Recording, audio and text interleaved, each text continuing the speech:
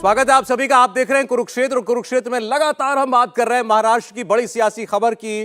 क्या एक एक पल वहां पर तस्वीर बदल रही है, आपको हम बता रहे हैं।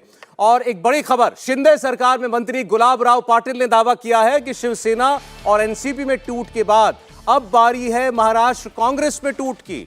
अगर इन दावों पर यकीन करें तो कांग्रेस पार्टी के 17 विधायक पार्टी से अलग हो सकते हैं। अजीत पवार की बगावत पर आज पहली बार महाराष्ट्र के 4 मंत्रियों ने इंडिया टीवी से बात की है। एकनाथ शिंदे सरकार में ये जो 4 मंत्री जुड़े हैं, 4 मंत्रियों गुलाबराव पाटिल, संदीपन भुमरे, शंभूराव देसाई, दादा भौंसे से आज इंडिया टीवी के संवाददाता सचिन चौधरी ने बात की। ये चारों मंत्री शिंदे गुट के हैं। उन्होंने कहा कि बात चाहे शिंदे गुट की हो या फिर अजीत पवार की, किसी ने भी लालच की वजह से पार्टी को नहीं छोड़ा, बल्कि ये सब जानते हैं कि राष्ट्र और महाराष्ट्र का विकास प्रधानमंत्री नरेंद्र मोदी की अगुवाई वाली सरकार में ही हो सकता है। अजीत पवार के शिंदे सरकार में शामिल होने के बाद इस तरह की चर्चा चल रही है और अब मुख्यमंत्री एकनाथ शिंदे का प्रभाव कम होगा, ऐसा कहा जा रहा है। इन मंत्रियों का कहना है कि इससे ना तो शिंदे कमजोर हुए हैं, ना शिवसेना। और ये 4 मंत्री थोड़ी देर में आपको इंडिया टीवी पर अपनी बात कहते हुए नजर आएंगे। और आपको ये भी बता दें, वहीं दूसरी ओर दावा ये भी किया जा रहा है कि जैसे शिवसेना टूटी, उद्धव ठाकरे जब तक शिवसेना चला रहे थे, अब शरद पवार की एनसीपी टूटी, ऐसे ही कांग्रेस पार्टी की भी टूटने की बारी आई।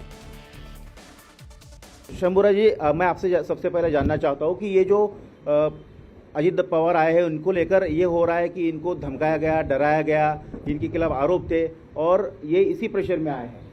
देखिए, इसका जवाब तो खुद माननीय अजीत दादा आपको दे सकते हैं, लेकिन ऐसा किसी को डरा के, धमका के, किसी के ऊपर प्रेशर डाल के ऐसा करने की हमारे शिवसेना भारतीय जनता पक्ष की महायुति के सरकार जो महाराष्ट्र में, हमको कोई ज़रूरत नहीं है। देखिए, 1 साल पूरा हो गया, शिंदे साहब और फडणवीस साहब के नेतृत्व में महाराष्ट्र का सरकार काम कर रहा है। और खुद आपने भी देखा कि कल माननीय अजीत दादा पवार ने कहा कि उनके साथ जो एमएलए है वो बार बार पिछले साल में दादा को कहते थे कि हमको सरकार में शामिल होना चाहिए, हमारे कॉन्स्टिट्यूंसी का काम होने चाहिए, हमको फंड्स मिलने चाहिए, हमने जो लोगों को वायदा, उन लोगों ने जो वायदा किया है वो पूरा करने के लिए गवर्नमेंट में होना जरूरी है। ये बात एक तरफ है। इसलिए मैं विश्वास के साथ कहता हूँ, ना शिंदे साहब ने ना फडणवीस साहब ने किसी ने भी किसी को भी धमकाया नहीं। ये जो लोग साथ में आ रहे, वो केंद्र का मोदी साहब का नेतृत्व और महाराष्ट्र में जो शिंदे साहब का और फडणवीस साहब का नेतृत्व है, इन दोनों ने 1 साल में बहुत अच्छे काम महाराष्ट्र में किए। हम लोग सब गार्डियन मिनिस्टर है, हम लोग अपने जिले में 1 साल के काम का सब जायजा लोगों के सामने रख रहे। हमने जो 1 साल में काम किए, अच्छे डिसीजन लिए, अच्छे पॉलिसी बनाई है, वो लेके हम लोगों के साथ जा रहे, लोगों के सामने जा रहे, और लोग भी उसका स्वीकार कर रहे हैं। ये अच्छा काम देख के अजीत दादा और उनके साथ के सभी विधायक ये सरकार में शामिल हुए। और अभी ये डबल इंजन का सरकार था, अभी ये बुलेट ट्रेन जैसा सुपर फास्ट ये चलेगा सरकार। मुख्यमंत्री कह रहे कि ट्रिपल इंजन की सरकार है, लेकिन दादा आपसे जानना चाहूंगा कि ये आरोप लग रहे कि जब सरकार के पास बहुमत था तो जरूरत क्यों पड़ी है अजीत पवार को साथ में लेने की, क्योंकि सरकार जो है कहीं ना कहीं मनमुटाव था और सरकार जो है वो गिरने वाली थी, इसीलिए उनको सपोर्ट में लिया, अपात्र होने वाले थे 16 विधेयक, ऐसे आरोप लगाए जा रहे हैं। आपने देखा होगा पूरे वर्ल्ड लेवल पे हमारे भारत के प्रधानमंत्री आदरणीय नरेंद्र मोदी साहब ने जो भारत की शान बढ़ाई है, सम्मान बढ़ाया है, विकास किया है। और मोदी साहब और महाराष्ट्र के लिए महाराष्ट्र के मुख्यमंत्री एकनाथ जी शिंदे साहब, डीसीएम फडणवीस साहब, इनके हाथ मजबूत करने के लिए, महाराष्ट्र का विकास करने के लिए जो भी आएगा उनका हम स्वागत करेंगे। ये भी भुमरे साहब, ये बताया जा रहा है कि जिस तरह से अजीत पवार जी आए आपके साथ में सरकार में, तो आपकी जो हिस्सेदारी थी वो सरकार में कम हो गई, अब आप लोगों में नाराजगी है, मुख्यमंत्री को भी आगे चल के हटाया जा सकता है, इस तरह की खबरें आ रही है। नहीं, खबरें कुछ भी आते, लेकिन ऐसा कुछ नहीं कि एकनाथ शिंदे को हटा जाएगा और दूसरे को बना जाएगा, ऐसा कुछ नहीं। यानी हमारे पार्टी में कोई नाराज नहीं, सब खुश है। यानी एकनाथ शिंदे, देवेंद्र साहब का काम बहुत अच्छा है, इसलिए सब लोग, सब आमदार इधर आ रहे हैं। लेकिन वैसा कुछ नहीं, कोई नाराज नहीं, एकनाथ शिंदे को कोई हटा सकता नहीं। एकनाथ शिंदे 2024 पूरा उनका जो कार्यकाल है वो पूरा करेंगे ना, आगे भी एकनाथ शिंदे के नेतृत्व में सरकार बन जाएगी। तो बड़ी बात कह रहे हैं संदीपान गुमरे जी की ये एकनाथ शिंदे जो है वही चेहरा रहेगी सरकार का, उनमें कोई बदलाव नहीं होगा और कोई पार्टी में नाराज नहीं है। गुलाबराव पाटिल जो है हमारे साथ में मंत्री भी है। गुलाबराव जी, ये जो एक उद्धव ठाकरे के गुट है और जो विपक्ष है कांग्रेस या फिर एनसीपी शरद पवार के साथ के लोग, वो कह रहे कि जिन लोगों के नाम लेकर आप पार्टी से बाहर, मतलब आप शिवसेना से अलग हुए थे कि भाई ये भ्रष्ट लोग है, ये है, और उन्हीं के साथ आप जो है सरकार में आप बैठ गए। देखिए, अभी तो कांग्रेस के भी कई विधायक आने की तैयारी में है, यानी कि सबको ऐसा लग रहा है कि अभी काम वाले लोगों के साथ जाना चाहिए। हमने कोई न्योता नहीं दिया था, ये तो एनसीपी के विधायकों की इच्छा थी, उनके नेताओं की भी इच्छा थी कि हम काम करने वाली जनता के साथ चले और डबल इंजन के साथ वो जुड़ चुके हैं। अभी हमें खबरें आ रही है कि कांग्रेस के कम से कम 17 विधायक तैयारी में है, जो उनका गुट आने की तैयारी में है, और मुझे लगता है कि कुछ दिनों में वही चमत्कार होने जाएगा। तो कांग्रेस के लोग भी आपको स्वीकार होंगे सरकार में? देखिए, हम विचारधारा के साथ जो लोग हमें जुड़ेंगे उनको जोड़ने की हमने तैयारी कर ली है। यानी कि उनकी विचारधारा छोड़कर आप उनको आपके साथ जोड़ रहे हैं? वो हमारी विचारधारा उनको मंजूर है, इसलिए तो हमारे साथ आ रहे हैं ना। अभी सुबह का शपथ ग्रहण हो गया, दोपहर का हो गया, अब शाम का होगा क्या तीसरा धमाका? अभी शाम का होता है, दोपहर का होता है कि रात का होता है, मालूम नहीं है। गुलाबराव जी कह रहे हैं कि कांग्रेस का अगला नंबर है, कांग्रेस में भी लोग टूटकर आएंगे, आपके ट्रिपल इंजन के बाद अब चौथा चपाइया भी लग जाएगा। नहीं, देखिए, जो भी कोई साथ आने को तैयार है उनको लेने के लिए हम तैयार है। हम किसी को, जैसे हमारे सहयोगी पाटिल साहब ने कहा कि हमने किसी को न्योता नहीं दिया है, लेकिन जो लोग को दिल्ली का माननीय प्रधानमंत्री मोदी जी का नेतृत्व मान्य है, जो जिन को महाराष्ट्र में शिंदे साहब का, फडणवीस साहब का नेतृत्व मान्य है, महाराष्ट्र के जिन लोगों को पिछले 1 साल में शिंदे साहब, फडणवीस साहब के नेतृत्व में जो काम किया है सरकार ने, वो अच्छा लग रहा है, उसको सपोर्ट करना चाहते हैं। तो जो भी आएंगे हमें सपोर्ट करने के लिए, उनको लेने के लिए हम खुश है, हम उनके स्वागत के लिए तैयार है। तो ये आपने सुना, ये शिंदे सरकार में जो मंत्री हैं उनमें से एक का दावा था, गुलाबराव पाटिल, कि 17 विधायक अभी कांग्रेस पार्टी से भी टूटेंगे। पहले शिवसेना टूटी, फिर एनसीपी टूटी और अब कांग्रेस पार्टी भी टूटेगी, ये दावा यहां पर किया जा रहा है। हमारे साथ इस वक्त कई मेहमान जुड़े हैं।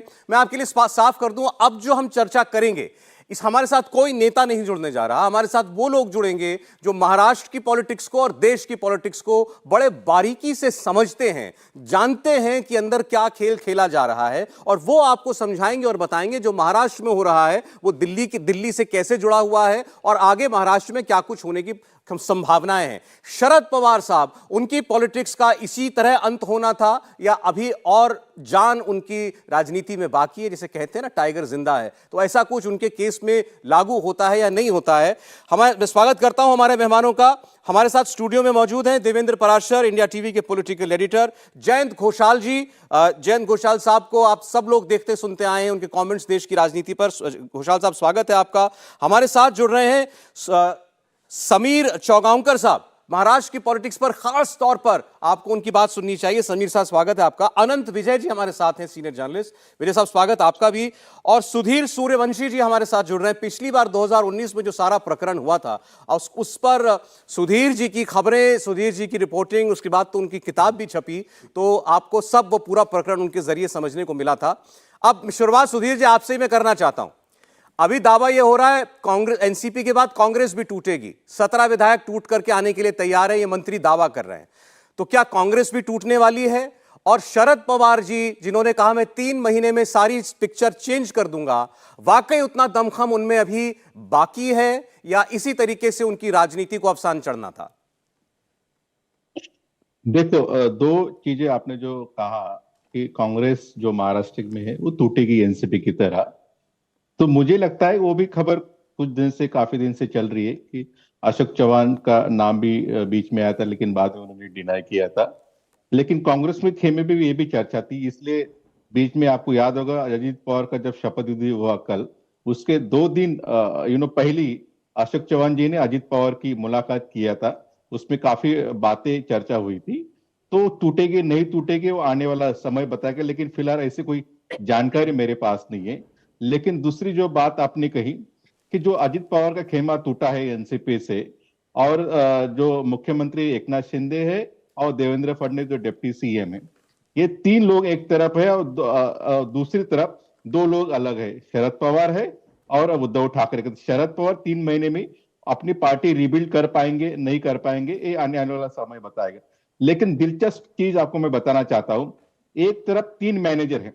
अजित पवार एनसीपी का सबसे बड़ा मैनेजर है, मैनेज करते थे शरद पवार के बाद में पूरा महाराष्ट्र का इलेक्शन, जोड़ तोड़ की राजनीति में वो माहिर है।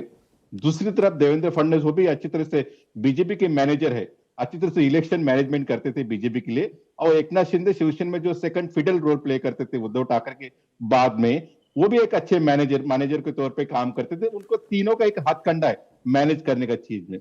लेकिन दूसरी तरफ दो बड़े लोग हैं जो महाराष्ट्र के सबसे ज्यादा कद्दावर लीडर जाने जाते हैं, वो मास लीडर है।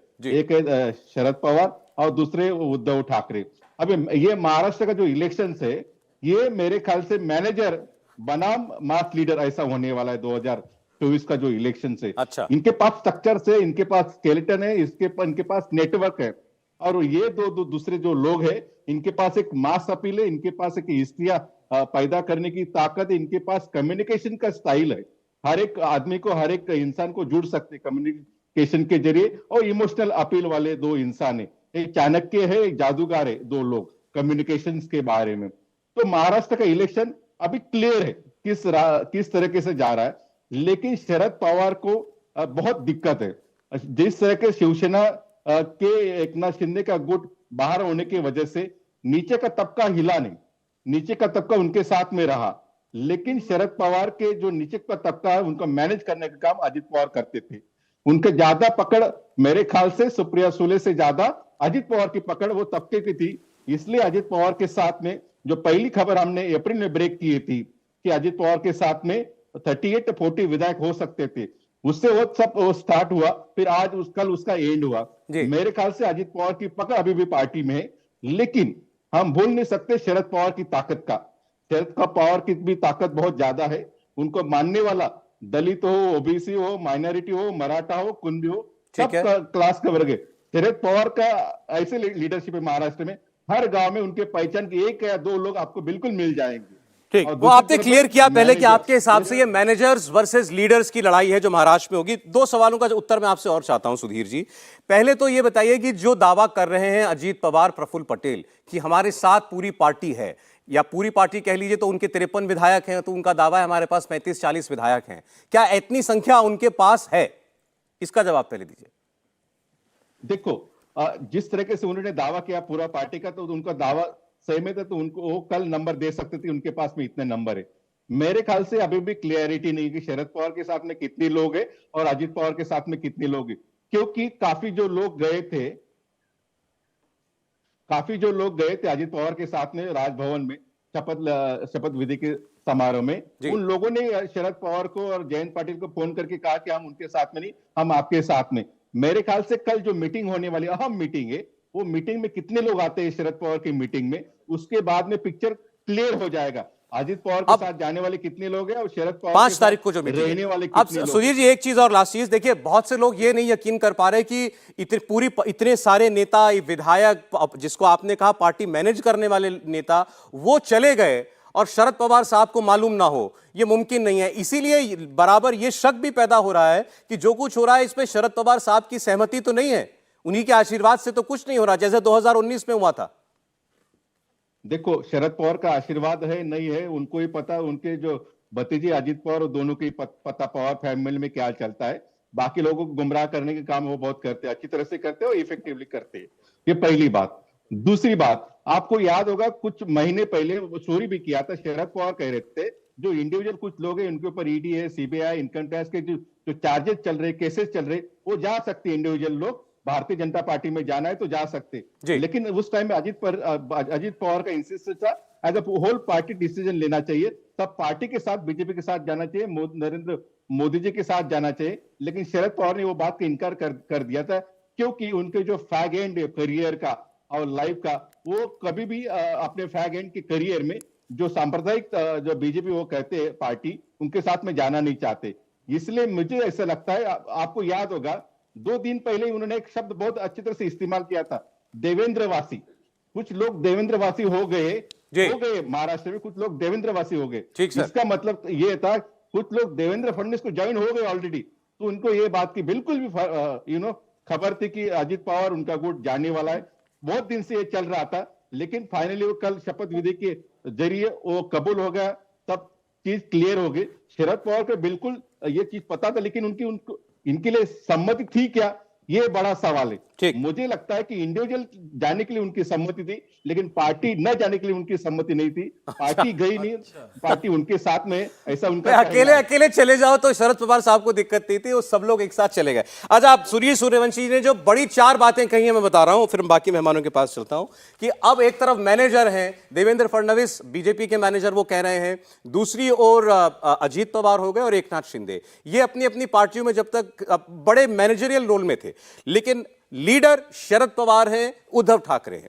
दूसरी बड़ी बात उन्होंने कही, पवार साहब के लिए मुश्किल जरूर है क्योंकि नीचे का उनका सारा जो भी मैनेजरियल स्टाफ था वो एक किस्म से सब चला गया, तो चुनाव लड़वाने वाला भी कोई चाहिए, वो सारे लोग चले गए। और तीसरी बात वो कह रहे हैं 5 तारीख ये तय करेगी कि शरद पवार साहब में भी कितना दम बाकी है, कुछ लोग वापस जा सकते हैं क्या, ये 5 तारीख को ही पता चलेगा। कांग्रेस में टूट की आशंका पर उन्होंने कहा ऐसी खबरें, ऐसी चर्चाएं जरूर चल रही हैं, लेकिन अभी इसके बारे में कोई पक्की खबर नहीं दी जा सकती। अनंत विजय साहब, अब मैं आपसे समझना, अच्छा अनंत जी मैं आपके पास आ रहा हूं, 1 मिनट। एक बड़ी खबर बिहार से जुड़ी हुई इस वक्त आ रही है, तेजस्वी यादव की मुश्किलें बढ़ने वाली हैं। लैंड फॉर जॉब केस में सीबीआई ने नई चार्जशीट दाखिल की है और इसमें तेजस्वी यादव का नाम भी है। लैंड फॉर जॉब मामले में अभी तक देखिए जो मुकदमा था उसमें चार्जशीट जो है अब हुई है जाकर के, और तेजस्वी यादव का नाम इसमें मौजूद है, तो ये उनके लिए एक बड़ी मुसीबत है। और वो अक्सर इस बात को ये चुनौती के तौर पर भी तेजस्वी यादव कहते रहे हैं कि हम पर कीजिए मुकदमा और हम चार्जशीट फाइल कीजिए, हम भी देखेंगे। और उन आरोपों की जहां तक बात है, वो हमेशा ये कहते हैं मुकदमे तब के हैं जब मैं बच्चा था, जब मेरी मूंछ भी नहीं आई थी, तब के मामलों में मुझको घसीटा जा रहा है। चार्जशीट में तेजस्वी यादव का नाम है, इसके अलावा लालू यादव का भी इसके अंदर नाम है और राबड़ी देवी का नाम इसमें पहले से है। लालू यादव, राबड़ी देवी का नाम पहले से, अब तेजस्वी यादव का भी नाम इसमें डाल दिया गया है। तो विपक्ष अब इंतजार कीजिए, अब दोबारा अभी आवाजें उठ रही होंगी देवेंद्र की, फिर से ईडी सीबीआई के जरिए दबाने की कोशिश है। ऑलरेडी एनसीपी में जो हुआ उसके पीछे भी ये बताया जा रहा है कि बीजेपी ने दबाव की राजनीति बनाई है एजेंसियों के जरिए, और बिहार में भी वही हो रहा है कहा जाएगा। और बिल्कुल सौरभ, ये कहा जाएगा, लेकिन सबसे बड़ी मुसीबत ये रहेगी नीतीश कुमार के लिए, क्योंकि इस पूरे ऑपरेशन को देखें तो जब ये चल रहा था तो नीतीश कुमार ने बहुत ज़्यादा इन्फॉर्मेशन दी थी, बहुत ज़्यादा कागजात मुहैया कराए गए थे। और इस केस को अगर उठाकर देखें तो इसमें किसी भी व्यक्ति को समझ में आएगा, जैसे जो नाम रखा गया था जिस कंपनी का, लारा नाम रखा जाना, लालू और राबड़ी, यानी कि दोनों के इनिशियल को लेकर बताया जाता है कि LA लालू और RA राबड़ी, लारा नाम रखा जाना। और इसमें बहुत सारी चीज़ें ऐसी हैं जो कि सीधे सीधे अगर आप देखें कागजात के आधार पर तो आपको समझ में आएगा कि इसमें गड़बड़ी हुई थी। और ऐसे में नीतीश कुमार के लिए मुश्किल होगा कि अगर करप्शन के मामले में चार्जशीट दाखिल की गई है, ऐसा नहीं है कि अब ये सिर्फ आरोप की स्थिति है, बल्कि चार्जशीट दाखिल की जा रही है, तब वो ये क्या स्टैंड लेंगे। हालांकि क्योंकि पहले से जैसा कि आप कह रहे हैं कि ईडी सीबीआई इन सारी चीज़ों को लेकर पॉलिटिकली मोटिवेटेड कैंपेन की बात कही जाती है, तो वही बात फिर से कही जाएगी। लेकिन थोड़ी मुसीबत नीतीश कुमार के लिए ज़रूर है कि कैसे इसमें तेजस्वी को डिफेंड करेंगे। और तेजस्वी यादव के लिए खुद आगे जाकर के चुनावी साल है 2024, उसके बाद बिहार का चुनाव भी आगे है। और उसमें ज़्यादा मुसीबत सौरभ ये होगी कि अगर तेजस्वी को अंदर जाना पड़ा चुनाव से पहले, क्योंकि लालू प्रसाद यादव की सेहत सब कुछ देख रहा है कि वो इस स्थिति में कम से कम नहीं है कि वैसे एग्रेसिवली कैंपेन कर सके, जो कि सबसे बड़ी ताकत होती है आरजेडी की। अगर लालू प्रसाद यादव कैंपेन के लिए निकल जाएं तो कोई भी माहौल वो अपने पक्ष में बना लेते हैं। अगर वो तेजस्वी अंदर चले जाते हैं, लालू उस प्रकार से स्वस्थ नहीं रहे, तो वहाँ पर आरजेडी के सामने ज़्यादा बड़ी मुसीबत खड़ी हो जाएगी। और शायद तेजस्वी यादव को इस बात का आभास पहले हो चुका था। पिछले कुछ दिनों के बयान को अगर उनको देखें तो बार बार इस बात को कह रहे थे, ऐसा लगता है कि शायद उनके वकीलों ने उन्हें इस बात की जानकारी दे दी थी कि अगला कदम यही होने वाला है। महाराष्ट्र की पॉलिटिक्स में भी इस खबर से और इस चार्जशीट के आने से आप कह सकते हैं कि कई नए समीकरण बन सकते हैं। और महाराष्ट्र के बाद बिहार की बात करें तो बिहार में टूट की अटकलों के बीच लालू यादव का एक स्टेटमेंट आया है। लालू यादव ने कहा है कि सभी लोग कह रहे हैं महाराष्ट्र के बाद अब बिहार की बारी है, लेकिन ऐसा कहने वाले लोग बिहार को समझते नहीं हैं।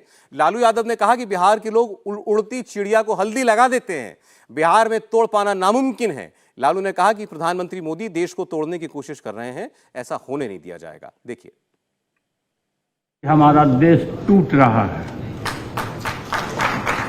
देश बिखर रहा है, लोकतंत्र पर हमले हो रहे हैं। नरेंद्र मोदी इस देश के जो प्रधानमंत्री हैं, चारों तरफ डाका डाल रहे हैं, हाल ही में आपने देखा कि महाराष्ट्र में हम लोग के जो इस देश के सबसे बड़े नेता हैं और बिहार में आए थे, हम लोगों ने बुलाया था कि सभी लोगों को इकट्ठा होना चाहिए और नरेंद्र मोदी को एकदम बिल्कुल नास्ताबूद करके एकदम निकाल के बाहर करना चाहिए देश से।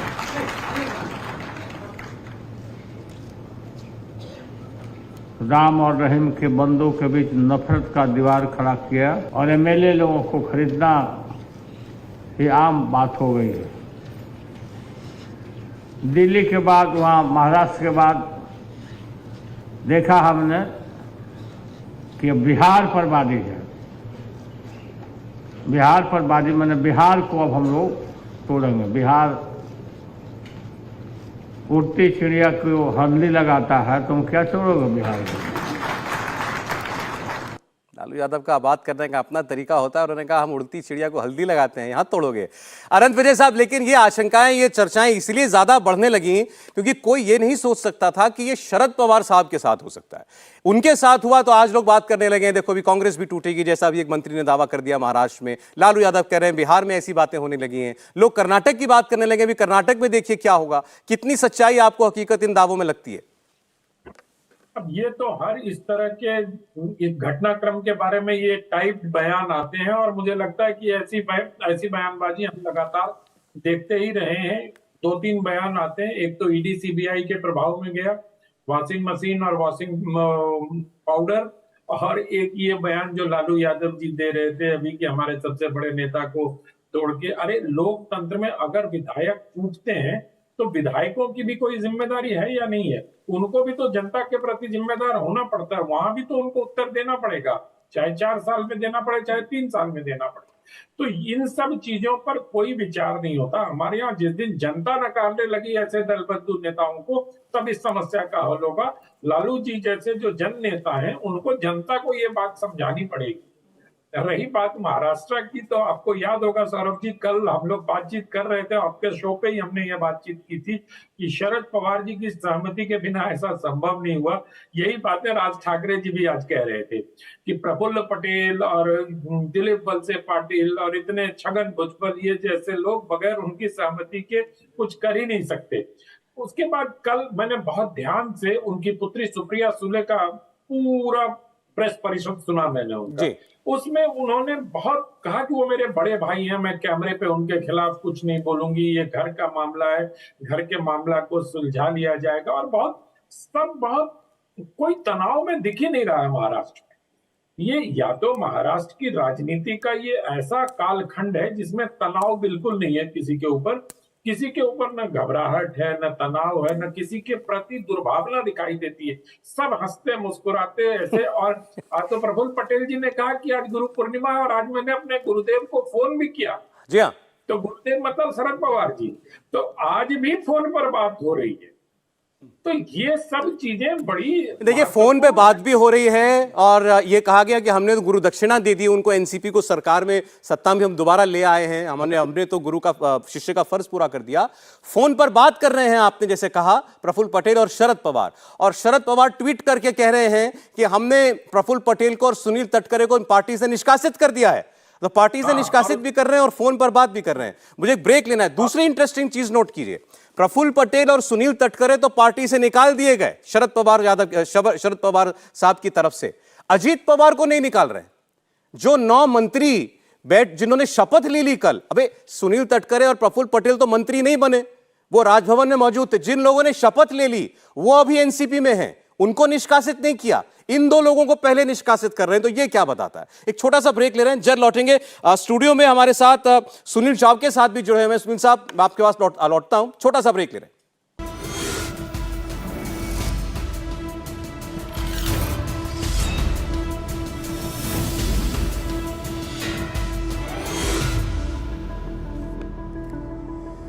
स्वागत है आप सभी का। आप देख रहे हैं कुरुक्षेत्र, और कुरुक्षेत्र में इस वक्त मौजूद है देश में जो भी सियासी खबरें चल रही हैं, खास तौर पर महाराष्ट्र में और यहां दिल्ली में, उन सब पर आपके साथ बात करने के लिए, इंफॉर्मेशन आपको देने के लिए हमारे पॉलिटिकल एक्सपर्ट्स का सबसे बड़ा पैनल।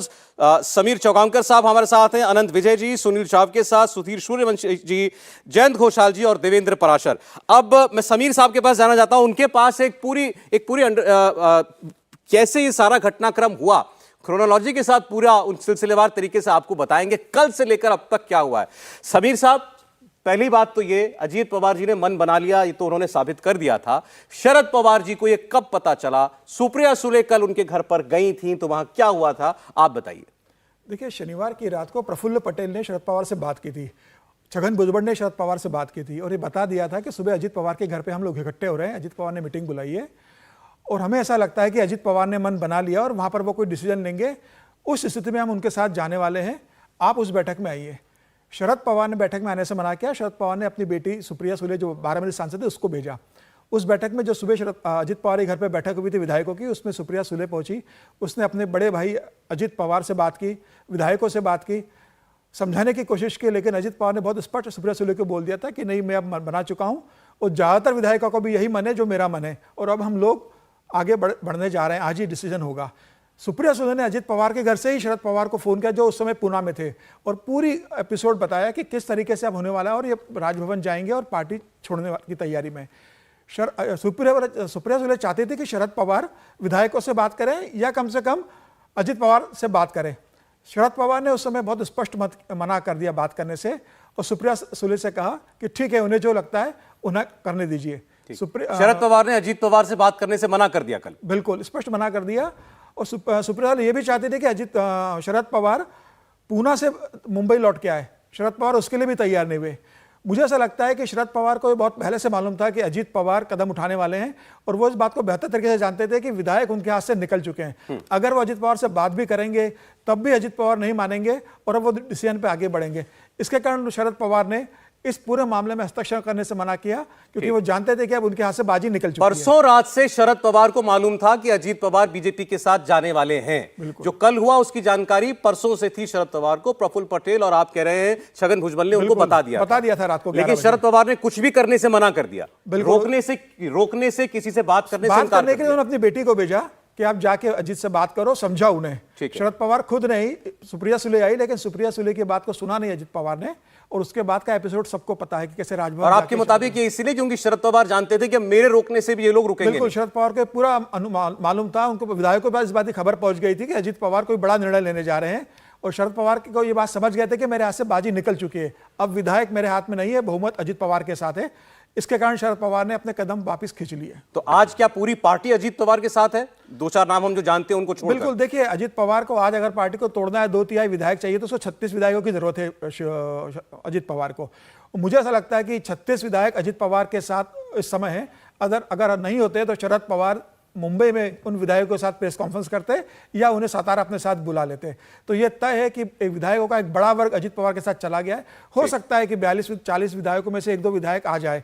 यह भी हो सकता है कि 2-4 विधायक कल परसों और अजीत पवार के साथ जुड़ जाए, जैसे एकनाथ शिंदे के साथ बाद में और कुछ विधायक जुड़ गए थे। तो मुझे ऐसा लगता है कि अब पार्टी सीधे तरीके से अजीत पवार के हाथ में चली गई है। ठीक सर, आप सहमत हैं सुनील साहब? और ये सीक्वेंस ऑफ इवेंट्स जो बता रहे थे अभी समीर जी, अजीत पवार को रोकने के लिए जो 2 मई को शरद पवार ने इस्तीफा दिया था तभी से इसकी शुरुआत हुई थी और उन्होंने लगभग 2 महीने तक उनको रोकने में एक सफलता हासिल की कि उसके दौरान उन्होंने सुप्रिया सुले को एक अपना उत्तराधिकारी भी अपॉइंट कर दिया और एक डायरेक्शन दे दी पार्टी को कि अगली जो ये रहेगी कमान वो सुप्रिया के हाथ में रहेगी।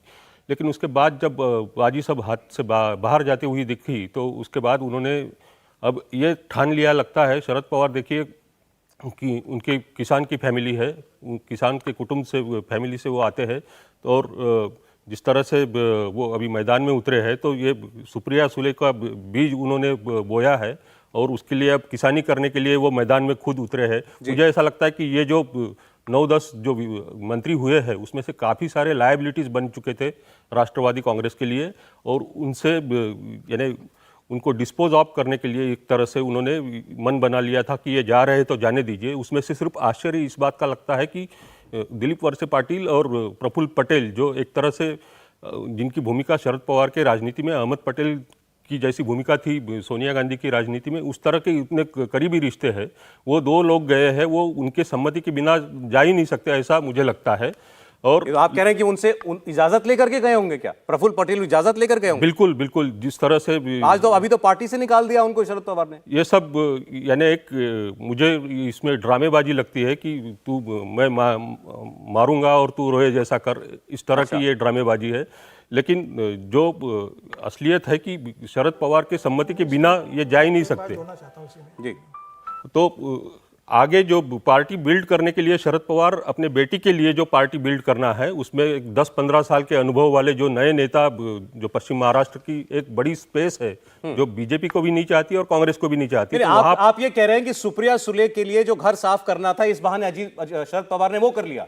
जी जी, क्योंकि ये बहुत सारे जो जेल में जाने की जिनका डर था और जो सत्ता के लिए अतृप्त थे, यानी तड़पड़ा रहे थे, तो ऐसे लोगों से निजात पाने के लिए उन्होंने और सारे चैलेंजर भी चले गए सुप्रिया सुले के। जी, और अब जो नई टीम बनेगी, क्योंकि शरद पवार और राष्ट्रवादी कांग्रेस की पार्टी जो एक डिसिप्लिन जो वहाँ वो पश्चिम महाराष्ट्र में है और मराठा बेस्ड पार्टी है, तो वहाँ अब नए यंगर जनरेशन जैसा रोहित पवार है जो सुप्रिया सुले के नए साथी बनेंगे।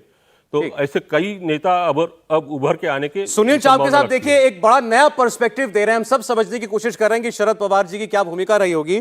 उनका कहना है कि शरद पवार साहब ने अपनी बेटी सुप्रिया सुले के लिए एक किस्म से पार्टी में क्लीन अप ऑपरेशन चलाया, जो गया उसको जाने दिया। इस बहाने उनके जितने भी चैलेंजर्स हो सकते थे, उनके प्रतिस्पर्धी हो सकते थे, वो सब भी पार्टी से बाहर चले गए। अब अगर चाहे शरद पवार को एक नई पार्टी खड़ी करनी पड़े, एक उसमें न्यू ब्लड डालना पड़े, तो वो कह रहे हैं कि मैं उसके लिए तैयार हूं। और अब जो पार्टी वो खड़ी करेंगे, जो संगठन वो खड़ा करेंगे, उस पे पूरा का पूरा उत्तराधिकार सुप्रिया सुले का होगा। उनके सामने चुनौती देने वाला कोई अजीत पवार, कोई प्रफुल्ल पटेल नहीं होगा और ये सुप्रिया सुले को वो अपनी विरासत सौंप करके जाएंगे। तो इस लिहाज से आप कह सकते हैं कि जो हुआ वो शरद पवार की मंजूरी से हुआ। जो लोग ऐसा कह रहे हैं उसकी एक ये प्रोबेबल एक्सप्लेनेशन हो सकती है। इस पर जोड़ना कुछ चाह रहे थे समीर जी।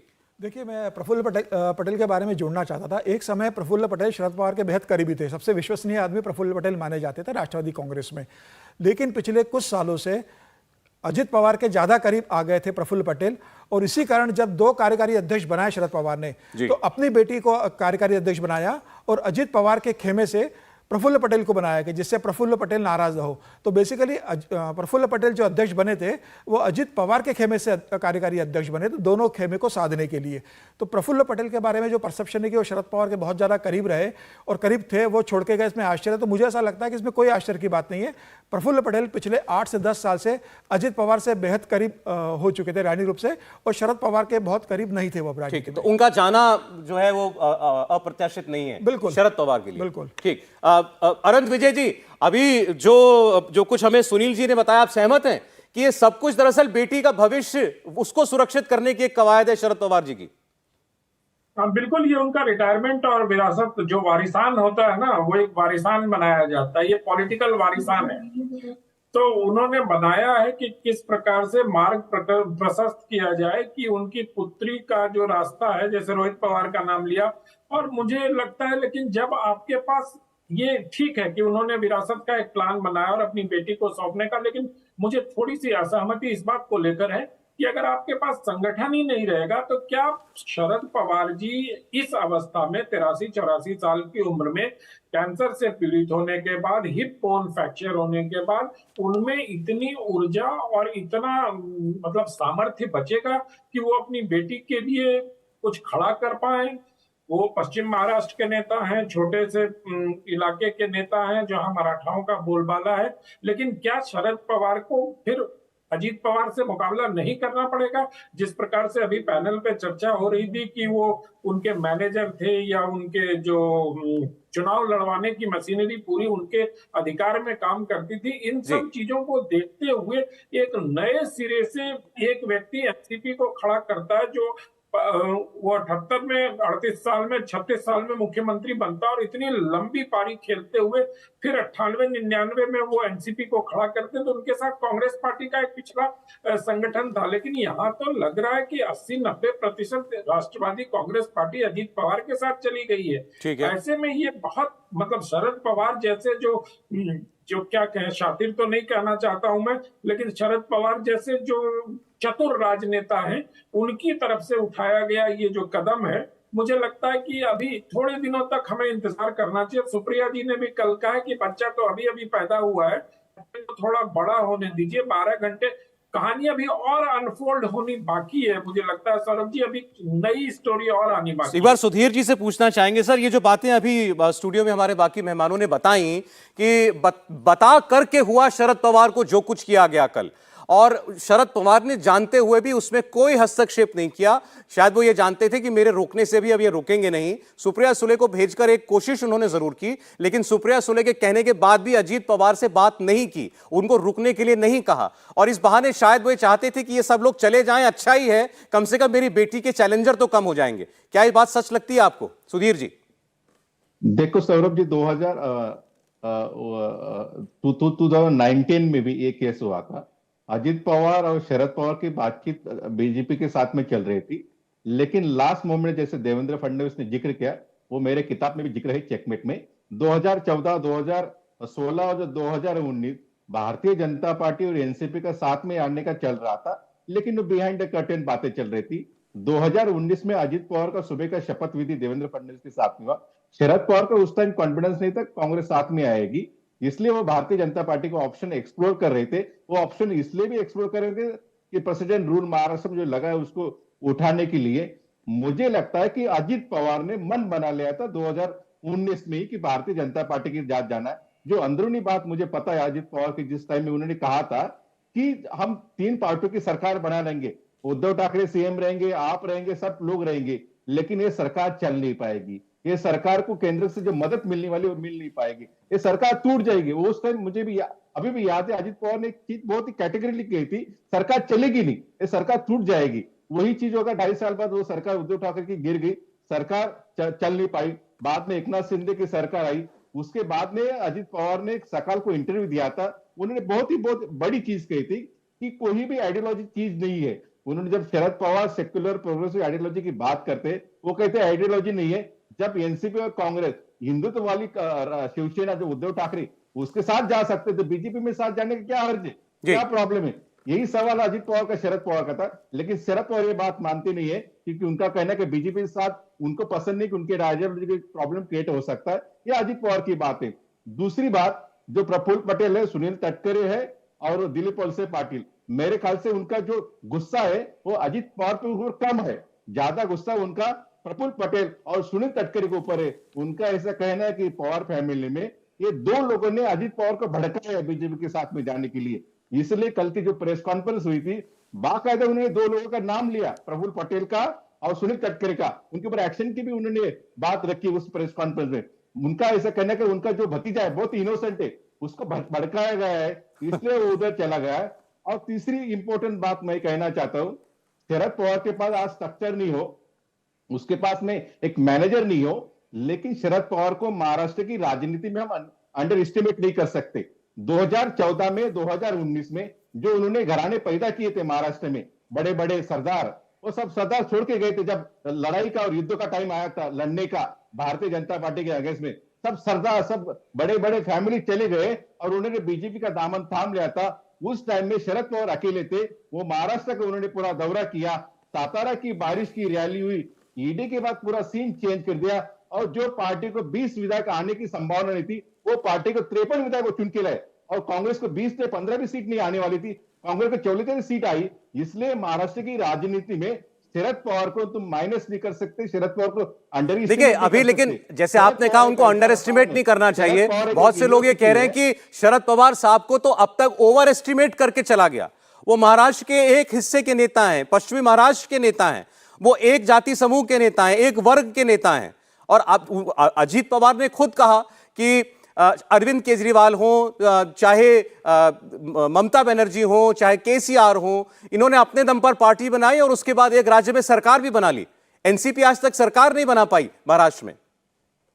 ये बिल्कुल सच बात है। जब एनसीपी खुद के बलबूते पे सरकार नहीं बना पाई, क्योंकि एनसीपी ने हमेशा जो एडजस्टमेंट की राजनीति रहती है की 1999 में जब उनकी सरकार आई थी, सबसे ज्यादा सीट मिली थी, उस टाइम उन्होंने चीफ मिनिस्टर पद लेने के बजाय ज्यादा कैबिनेट के पोर्टफोलियो कांग्रेस से लिया, उसी टाइम मेरे ख्याल से एनसीपी की सबसे बड़ी गलती होगी। लेकिन वो होने के बावजूद भी आप कोई आदमी 50-60 साल कोई महाराष्ट्र जैसा जो 48 सीट चुनने वाला जो राज्य है लोकसभा के, वो स्टेट का रिलेवेंट रहता है, वो भी बहुत आम चीज है। नहीं तो शरद पवार के साथ जो लोग थे वो कहाँ है अब हमको पता है। ठीक है सुधीर जी, आपका कहना लेकिन यह है कि जो कुछ हो गया उसके बाद भी अभी शरद पवार साहब की ताकत को कम करके नहीं आंका जा सकता। कम से कम 5 तारीख को देखिए कि कौन लोग उनके साथ आते हैं, कौन उनके पक्ष में खड़े होते हैं, कौन नहीं होते हैं। घोषाल साहब जो है वो कुछ जोड़ना चाह रहे थे इस पूरी परिस्थिति के अंदर। जी घोषाल साहब। देखिए, अभी हम जो सुधीर जी, समीर जी, सुनील जी जो बोले हैं, उनके आधार पर अगर ये विश्लेषण करे तो गलत अगर होगा तो आप बताइएगा। नंबर 1, जब शिवसेना का स्प्लिट हुआ था और एनसीपी का आज जो स्प्लिट हुआ, दोनों में सबसे बड़ी फर्क है, एक तो अपोजिशन में है अभी एनसीपी, रूलिंग पार्टी में नहीं है, ना कोई गवर्नर का रोल है, ना इस समय उद्धव ठाकरे जैसे शिवसेना को ना टूटे इसके लिए कितना मीटिंग किया था। और शरद पवार को महाचाणक्य कुछ पता ही नहीं है कि कैसे अचानक एक अजीत पवार मीटिंग बुला दिया, उसमें भी सुप्रिया सुले गए, प्रफुल्ल पटेल के साथ फोन में बातचीत हो रहा है। तो इसीलिए मुझे लग रहा है अभी जो चर्चा कर रहे हैं, आप इस उपाधि से सहमत हैं जो उनको चाणक्य कहते हैं? नहीं, देखिए 24 साल के राजनीति इतिहास में 18 साल पावर में, जैसे अभी सुधीर जी बोल रहे थे कि जो मैनिपुलेशन का जो राजनीति, ये भी तो चाणक्य का एक होता है ना कि हम खुद पावर में नहीं है लेकिन ऑलवेज 24 इयर्स में 18 साल किसी ना कभी सोनिया गांधी के साथ, कभी शिवसेना के साथ। तो इसे मैनिपुलेशन पॉलिटिक्स में भी, मतलब ये मास लीडरशिप के इशू में नहीं बोल रहा हूं, मैं बोल रहा हूं कि रूलिंग पार्टी में। लेकिन इस समय जो मैं कह रहा हूं कि एनसीपी स्प्लिट और शिवसेना स्प्लिट, अगर ये कंपैरेटिव अकाउंट किया जाए तो ये साबित हो जाता है कि एनसीपी का स्प्लिट प्री प्लान्ड है। अचानक गुरु पूर्णिमा के दिन हो गया है, ये हो ही नहीं सकता है। और शरद पवार को कुछ पता नहीं है।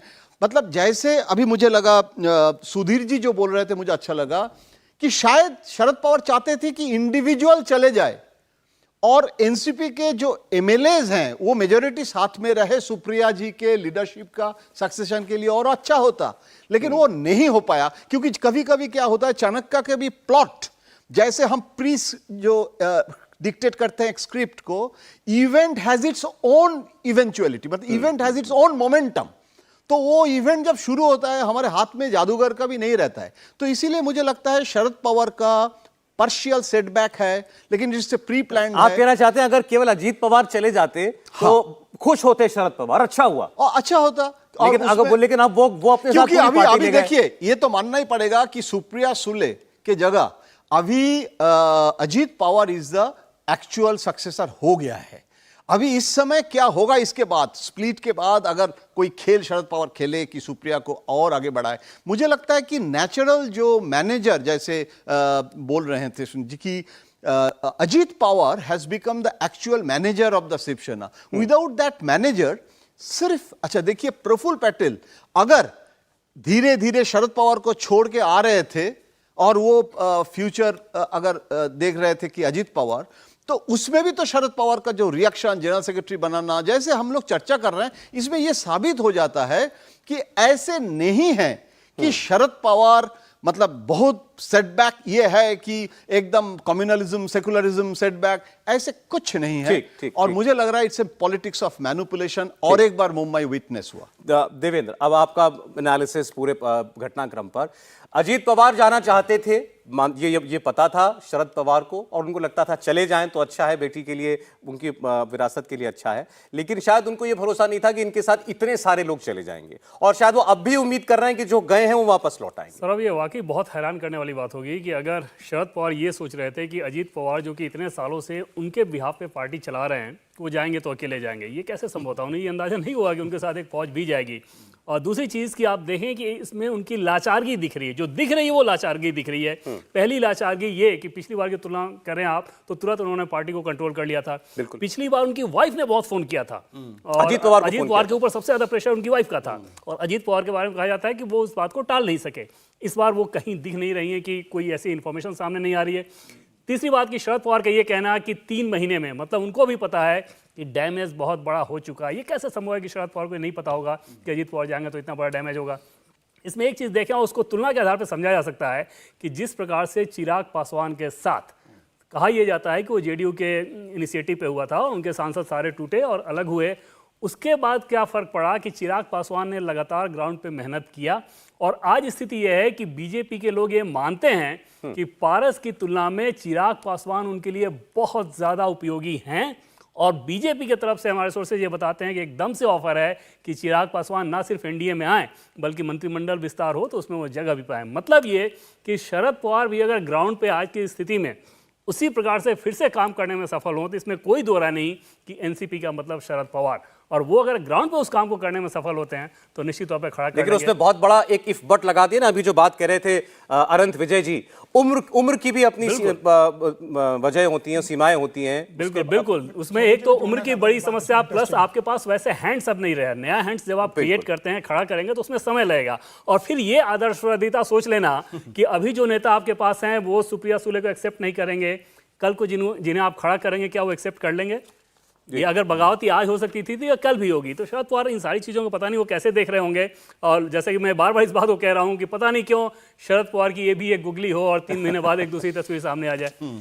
क्रिकेट बहुत चल रहा है राजनीति में खैर आजकल। मुझे लगता है कि अगले 48 घंटे से कम वक्त में हमारे सामने काफ़ी परिस्थितियां साफ हो जानी चाहिए, क्योंकि आज 3 तारीख है। 5 तारीख को शरद पवार साहब ने अपनी पार्टी के सारे पदाधिकारियों की बैठक बुलाई है और शपथ पत्र साथ लाने को कहा है कि हम शरद पवार के साथ हैं। और उसी दिन बैठक अजीत पवार ने भी अपने विधायकों की बुलाई है। अभी तक आपने अजीत पवार के साथ 40 विधायक हैं, 35 विधायक हैं, सिर्फ सुना है, दावा है, लेकिन 5 तारीख को क्या हमें वो 35-40 विधायक देखने को भी मिलेंगे अजीत पवार की बैठक में? तो उस दिन बहुत कुछ चीजें साफ हो जाएंगी। बहुत शुक्रिया समीर चौगानकर साहब, अनंत विजय जी, सुनील साहब के साथ सुधीर सूर्यवंशी जी, जयंत घोषाल जी, देवेंद्र पराशर जुड़ने के लिए हमारे साथ और ये सारी जानकारियां और पीछे की खबरें आप तक पहुंचाने के लिए, हमारे दर्शकों तक पहुंचाने के लिए। इंडिया टीवी हर वक्त हर जगह डाउनलोड करने के लिए सर्च करें India TV news Google play store या ऐप स्टोर पर।